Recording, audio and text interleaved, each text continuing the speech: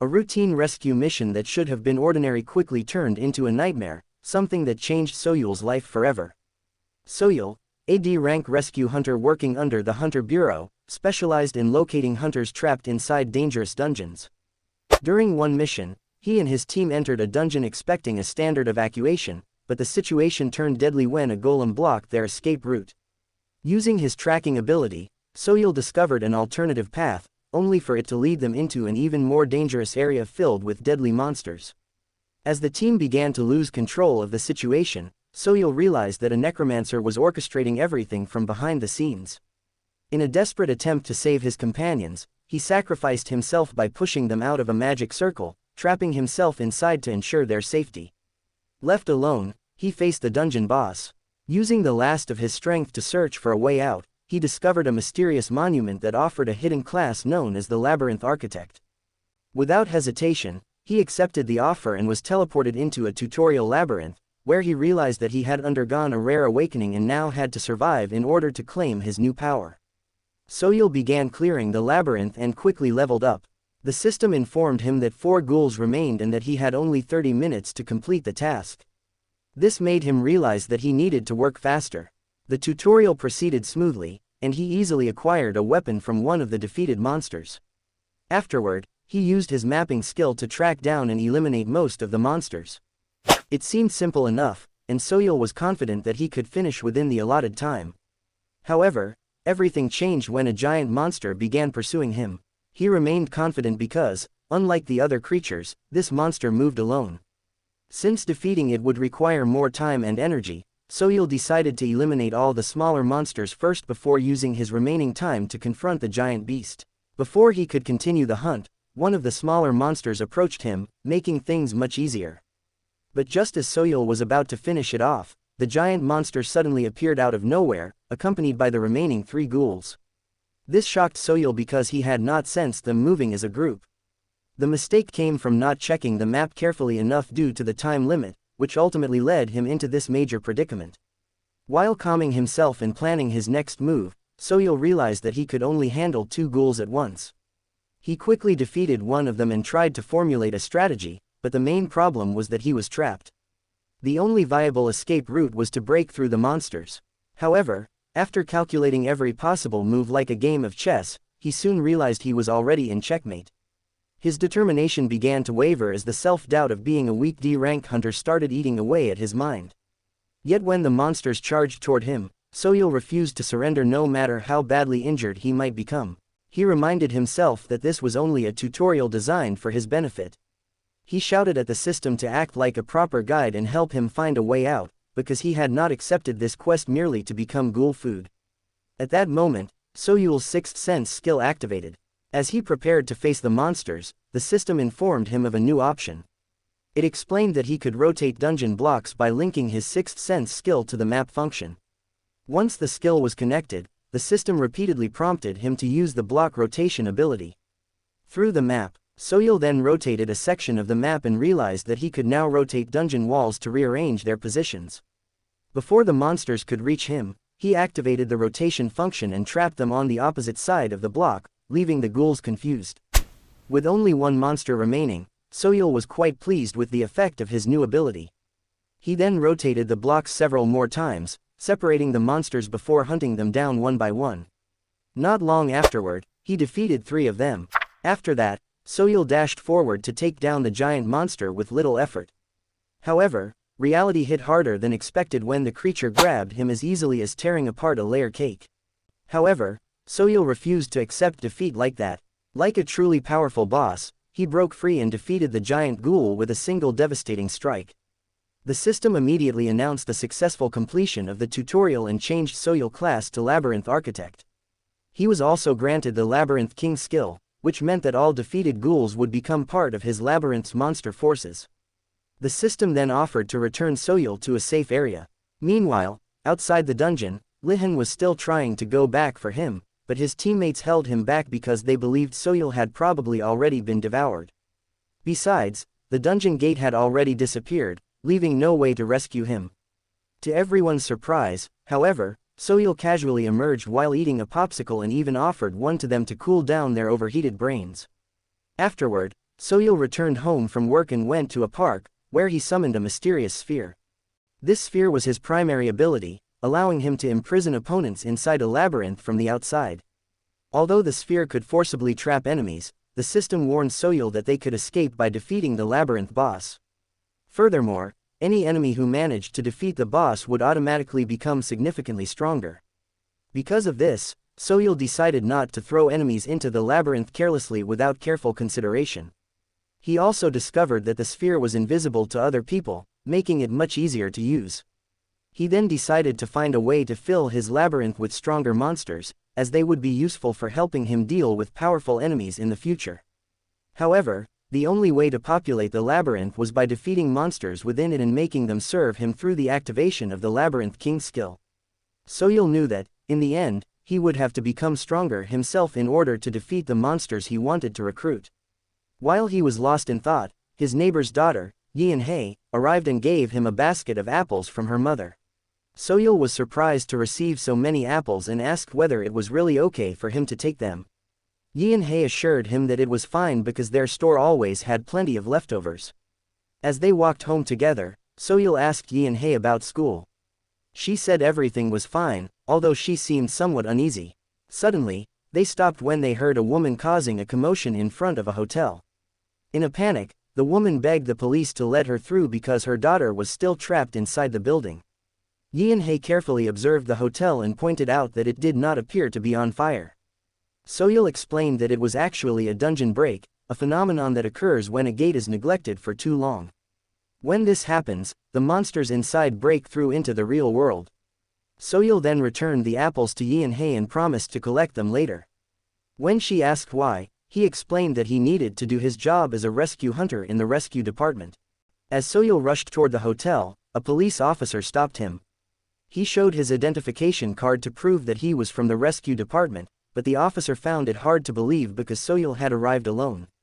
Although Soyul explained the situation, the officer continued trying to stop him because the hotel was filled with a horde of red goblins.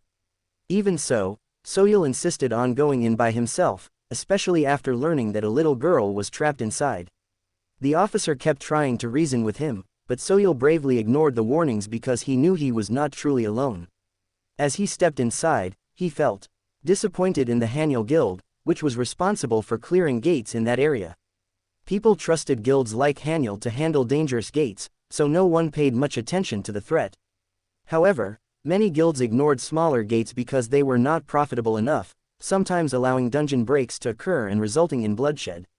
The moment he entered the hotel, Soyul activated his sixth sense skill and detected red goblins hiding in the darkness. He called them out, and like a swarm of flies, they rushed straight toward him. Without hesitation, Soyul activated the sphere, pulling all of them into his labyrinth. He then watched them from the palm of his hand like a true boss, knowing that his former self would have struggled against them. But as the Labyrinth King, all he had to do was relax while his labyrinth monsters did the work for him. From outside, Soyul watched as his subordinates chased a one-star red goblin that suddenly stopped at the end of a corridor. Although these small red creatures were a common species centered around their leader, they were far more cunning than ordinary goblins. Just as the ghoul thought it had the upper hand, the crafty goblin grinned wickedly as its companions emerged from the shadows. However, before they could trap the ghoul, Soyul erected a wall right in front of them, giving the ghoul an escape route. He then checked the condition of his labyrinth, only to realize that the goblins had used their tricks to wipe out some of his subordinates. Soyul noted that he had to remain cautious because too many red goblins had been drawn into the labyrinth. Despite all of their cunning tricks, he reminded himself that they were merely pawns on his chessboard, while he was the master of the game. Afterward, Soyul reached the 17th floor, where he finally found the little girl, Somi, hiding. He reassured her that she was safe. As they walked toward the exit, Somi asked if he had defeated all those goblins by himself. Soyul replied that he had, even though he knew that the ghouls had done most of the work. Even so, the achievement was still credited to him. Soyul felt relieved that he had managed to absorb the goblins into the labyrinth, since they relied on their sense of smell to hunt humans. If he had not arrived in time, they would have found Somi almost immediately. Suddenly, the system emitted a sharp alert, warning Soyul that more than 50% of his ghouls had been destroyed by the goblins. Soyul then helped Somi enter the elevator by herself, telling her that he still had to deal with the remaining goblins. After sending Somi away, he examined the sphere and discovered the true culprit, the Red Goblin King, who had single-handedly slaughtered a group of labyrinth ghouls. Soyul briefly considered sending him to the labyrinth boss, but quickly changed his mind. He feared that the Goblin King might defeat the boss and become far too powerful to handle. As a result, he decided to enter the labyrinth and confront the creature himself. The moment he stepped inside, Soyul was shocked to see numerous ghoul corpses scattered everywhere. Using the map, he rotated several blocks to prevent the Goblin King from causing further chaos and guided the monster directly toward himself.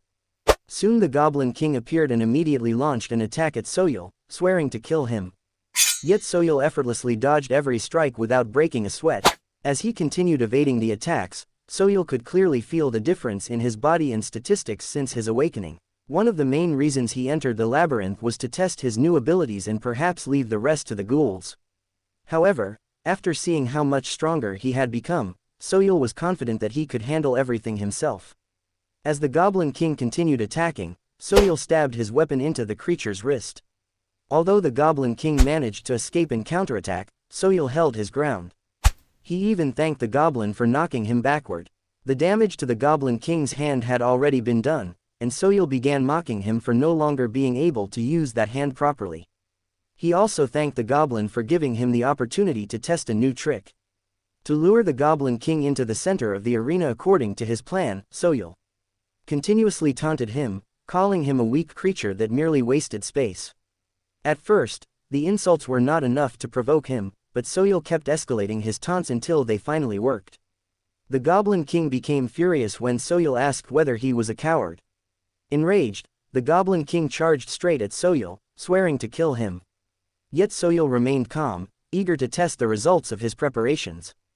Before the Goblin King could reach him, Soyul activated a repulsion device that froze the Goblin King in place. With a satisfied smile, Soyul said goodbye and activated a ceiling spike trap that instantly crushed the Goblin King into a bloody mess. Although he spent 20 gold, worth about 2,001 won, to set up the trap, Soyul was quite satisfied with the investment. The effect was so good that he even began to feel sorry for anyone who would get caught in it. At that moment, the system informed him that he had leveled up again, and the goblins defeated through the Labyrinth King's skill had also been absorbed into his labyrinth. Afterward, Soyul returned to the hotel, where Leon scolded him for entering the hotel alone. Leon then asked whether he had taken care of all the goblins by himself, but Soyul pretended to have amnesia, claiming he had hit his head. However, Leon did not believe him because the police had already informed him that the goblins disappeared shortly after Soyul entered the hotel. Soyul had no intention of revealing the truth, so he jokingly asked Leon to treat him to some meat in exchange for the answer. Suddenly, Sungin, the manager of Hanyul Guild, interrupted and requested some time to speak with them. Leon agreed, and first of all, Sungin sincerely thanked them for helping the guild deal with the dungeon break. However, Soyul and Leon were disgusted because he made it sound as if the guild had participated in the cleanup operation. Sungin then asked them not to speak to reporters about the incident because the guild did not want the public to know about it. He promised to compensate the hotel for the damages and warned that spreading negative news about the guild could cause public unrest. He also offered to make a large donation to the rescue department. Although Soyul was furious about this, he knew the bitter truth was that the man was right. Unlike the Hunter Bureau, which is mostly staffed by hunters, people tend to trust guilds more and believe they are the ones capable of protecting society. However, Soyul hated the fact that the guild used that trust to do whatever they wanted. He realized there was nothing he could do about it, no matter how much he despised the system. Refusing to let the matter go so easily, he patted Sungin on the shoulder with just enough force to intimidate him. Soyul gave him a tired smile and agreed to the request because he also had no desire to publicize the incident and create unnecessary trouble. He also knew that if he escalated the issue, the Hunter Association would simply cover everything up. Still, he refused to let Hanyul Guild walk away unscathed. So, he quietly demanded a donation of 10 billion won for the rescue team. Since guilds would continue causing trouble, Soyul intended to squeeze as much compensation out of them as possible. Pressing down on Sungin's shoulder, he asked whether he could meet that demand. Sungin was shocked, but he could not say a word because Soyul had already scared him half to death. After dealing with the dungeon break, Soyul was given 2 days off. He went to a park to relax. He felt quite proud of himself for resolving the crisis without any casualties and even managing to extract a large amount of money from Hanyul Guild. The only downside was that his coworkers kept staring at him with countless questions because he had defeated a group of red goblins by himself. However, Soyul did not want to tell anyone anything, hoping to avoid unnecessary attention. If people found out what he had done, he feared it would become headline news and attract the attention of various guilds. As a result, he decided to spend his vacation focusing on maintaining his labyrinth. First, he calculated how much it would cost to repair the damaged walls and revive his monsters. Since the labyrinth had no currency of its own, he used the universal currency of hunters, gold. After doing the math, Soyul realized he needed around 43 gold, an extremely expensive amount. In real-world currency, 53 gold was equivalent to roughly 5.3001, about twice Soyul's monthly salary. Even though the cost was outrageous, he still decided to proceed because he was already attracting a great deal of attention. Besides, he still had about 80 gold in his wallet. Before Soyul could finish his work, Yoon-hae, a member of the monitoring department, called him, immediately irritating him. In a curt tone, Soyul told him to get straight to the point because he was on vacation. Yoon-hae sarcastically replied that Soyul's definition of a vacation was probably just relaxing in a park. He then asked Soyul to use his tracking skill to help locate someone. Suddenly, the call went silent, and Yoon-hae realized that Soyul had hung up on him. Yoon-hae was shocked and couldn't believe his audacity. Meanwhile, after ending the call, Soyul quickly forgot about it and returned to thinking about his labyrinth. He decided to save some gold instead of reviving all the labyrinth monsters, since he could personally handle any problems from time to time. As he continued weighing his options, his phone rang again, annoying him even more. Soyul answered and snapped at Yoon-hae, telling him to track the person himself since that was the monitoring department's job. However, Yoon-hae pleaded with him to help save a girl who was in danger. Yoon-hae even offered to treat him to some beef. Soyul had no interest in playing the role of a white knight, but the promise of beef was somewhat tempting. To convince him further, Yoon-hae assured him that he would definitely agree once he heard the name of the person they wanted to track. Soyul asked who it was, and Yoon-hae revealed that the target was Taesin, instantly sparking his curiosity. Given Taesin's reputation and caliber, Soyul had always wanted to meet him at least once, so he eagerly accepted the request. Not long afterward, he arrived at the location and saw a group of elderly men playing Korean chess. Although he had never met Taesin in person before, Soyul was able to follow the powerful dark red aura all the way there. Such an aura was possessed only by exceptionally powerful awakeners, making them stand out even from afar.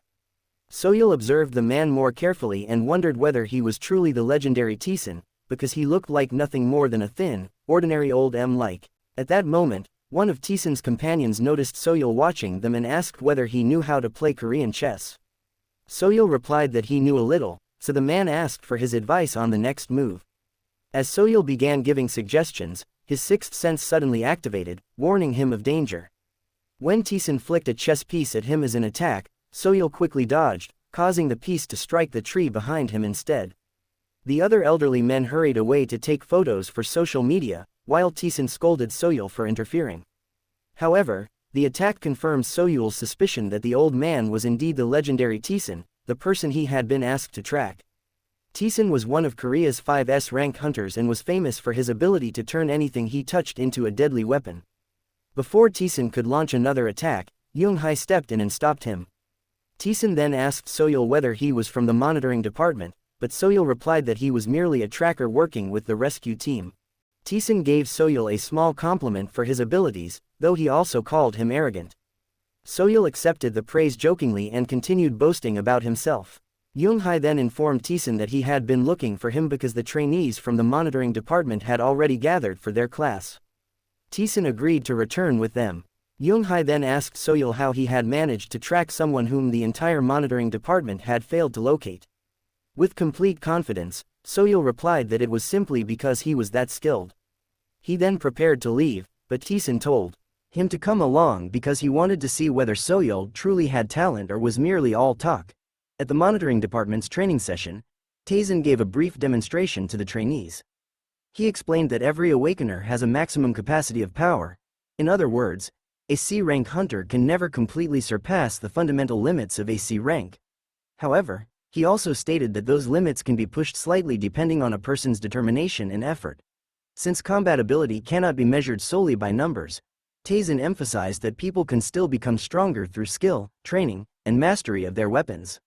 While Taizan was inspiring the audience with his motivational speech, Soyul's mind was blank because he only wanted to return and study his labyrinth. Suddenly, Taizan called out a man named Siwo who was standing beside Soyul and asked how long he had been receiving training. Siwo replied that he had trained under Taizan for 4 months. Siwo was one of the few rank B hunters in the monitoring department. Taizan praised his talent and asked what he believed was needed to wield a sword. Siwo answered with determination that extraordinary strength and a deep understanding of one's skills were necessary. Taizan paused for a moment before directing the same question to Soyul. Instead of thinking carefully, Soyul casually replied that the determination to use the weapon was what truly mattered. Mocking voices erupted from the crowd because of his seemingly careless answer, and most people preferred Siva's response. They also pointed out that Siwo was not even a trainee from their department. Taizan then pointed out that Siwo had answered too casually and asked whether he was confident in his answer. Soyul said he was confident and was impressed that Taizan was perceptive enough to read his thoughts. Taizan scolded Soyul for his indifferent attitude, but still announced that his answer was correct. However, Siwo was unhappy to hear that. Soyul was even more confused, but he still thanked Taizan. Angrily, Siwo questioned Taizan's decision and refused to accept it because Soyul was not even a trainee like him. Soyul was puzzled by Siva's childish emotional outburst. Meanwhile, Taizan told Siwo that anyone who met the qualifications could stand on the stage. He then announced that he would give Soyul the same opportunity as Siwo to pass the test. All they had to do was prove their respective answers. Siwo accepted the challenge, but Soyul immediately rejected the offer. However, Taizan asked him to reconsider. Taizan told them that he would take anyone who passed the test as his disciple. The thought of becoming a disciple of a master rank immediately caught Soyul's interest. Besides learning how to become stronger, it was also an opportunity to rise to a higher position. Seeing that he had successfully tempted Soyul, Taizan asked whether he was interested in the offer. Soyul hesitated for a moment before firmly accepting Taizan's proposal. After that, they went to the test site. Taizan instructed them to use the skill he would pass on to destroy an ether stone. He promised to accept as his disciple whoever could break the stone the most. It was a frightening task because ether stones were rare stones found only in temples. Filled with magical power, they could only be destroyed by powerful awakeners. Soyul then began wondering what Taizan meant by passing on a skill. Meanwhile, Siwo, determined to win the challenge, encouraged the audience to support him. The crowd cheered for Siwo, while Soyul strengthened his resolve to seize this opportunity no matter what happened. Taizan then prepared to pass on his skill, but warned that they would be automatically disqualified if they felt nothing. As he began passing the skill to Soyul and Siwo, a terrifying red aura struck them. Soyul's system immediately detected the aura. However, before he could fully understand it, Taizan's aura nearly took his breath away. Nevertheless, he was determined to endure until the end in order to receive the skill. Just as he was about to lose consciousness, a sense of calm suddenly washed over Soyul as he witnessed the skill being passed on by Taizan. A spear appeared before him, and the system informed him that he had acquired the skill and attained a calm state of mind. The system also informed him that he had mastered the Dragon King's spear art. As Taizan observed the expressions of Siwo and Soyul, he praised them for possessing the proper talent to inherit the skill. Normally, some people feel nothing at all, while others faint before they can receive the skill. After that, he asked who wanted to go first, and Siwo immediately stepped forward. Siwo was determined to amaze everyone so thoroughly that Soyul would not even dare challenge him. As he prepared to swing his sword at the stone, he cursed Soyul, quietly accusing him of using money to bribe his way through. He could not understand how useless D-rank hunter had managed to inherit Taizan's legacy skill. Determined to prove his superiority, Siwo unleashed all of his strength and struck the ether stone with his sword, cutting a massive chunk from it. The crowd was astonished by Siva's power and felt that his talent was being wasted in the monitoring department. Taizan noted that Siwo had mastered the Dragon King's sword art. After showing off his strength, Siwo mocked Soyul and told him to know his place as a junior. However, Soyul responded because of his deep-seated inferiority complex and his constant need to prove himself. Before the argument could escalate further, Taesun ordered them to stop and informed Soyul that it was now his turn. Soyul stepped forward, believing that he was only reacting to Siwo because of his condescending attitude. Although he knew he was no match for Siwo in terms of raw power, Soyul refused to let that affect his concentration because he believed that this test was not about strength, but determination. This was a test to prove that his answer was correct, and Taesun had already confirmed it beforehand. Even though he answered casually, Soyul remained confident in his conviction. He paused for a moment to think about why his answer was the right one. When he remembered the hunter who had once saved him, Soyul finally found his answer: to become someone like that person. Just like that hunter, Soyul wanted to become a savior hunter who could give others the same sense of hope that he had felt when he was rescued. To achieve that goal, he knew he had to become stronger than he was now. With that determination, Soyul poured everything into his spear and activated the heart-piercer skill. He released a gigantic blaze of fire that completely shattered the ether stone, leaving the spectators, and even Siwo in utter amazement. When Soyul returned to his position, he arrogantly apologized to Siwo while pointing out that Amir Jr. had just taken his place. Taesun praised Soyul for being able to unleash the true power of his weapon. According to him, only someone who truly understands themselves can accomplish such a feat. Taesun then announced that Soyul would become his disciple. Soyul happily thanked him, while the crowd erupted in cheers and support.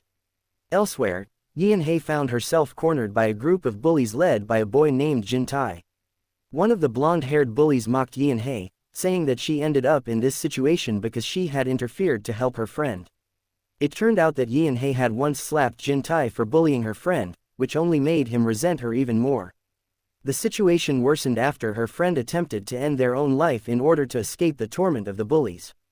Jin Tai cruelly mocked Yeon about the incident and reminded her that her friend was still fighting for their life in the hospital. Yeon glared at him in fury, but that only seemed to excite him further. Yeon immediately slapped Jin Tai. However, before she could do anything else, a B-rank hunter stepped in and interrupted. Jin Tai then told his friends that they were leaving. Before going, he warned them to make sure that Yeon did not escape. He also ordered the hunter to follow them, believing that his agility would help them take Yeon to a secluded place where they could do as they pleased. Meanwhile, as Yoonghee accompanied Soyul back to work, she congratulated him on becoming the disciple of an S-rank hunter. It turned out that Tae-san had asked him to choose a weapon, and Soyul selected a spear. Yoonghee was skeptical of his choice, but Soyul explained that it was the perfect weapon.